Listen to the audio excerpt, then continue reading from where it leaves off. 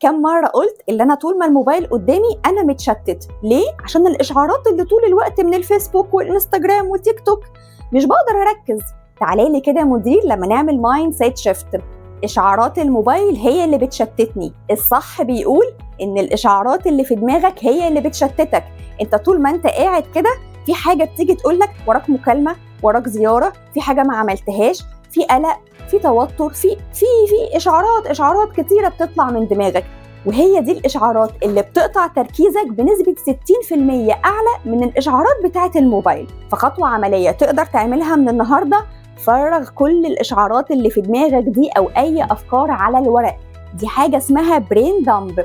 لما المخ بيشوف اللي انت بتكتب كل حاجه على الورق هو بيهدى وبيطمن ان كل الدوشه دي محفوظه على الورق، فما بيقعدش يزن عليك بيها كل شوية. فجرب كده دايما في ورقة قدامك، وأول ما تيجي فكرة أو قلق أو توتر أو أي حاجة دوشة في دماغك اكتبها على ورقة وسيبها، هتلاقي التركيز بتاعك واحدة واحدة مع الممارسة بقى أعلى بكتير.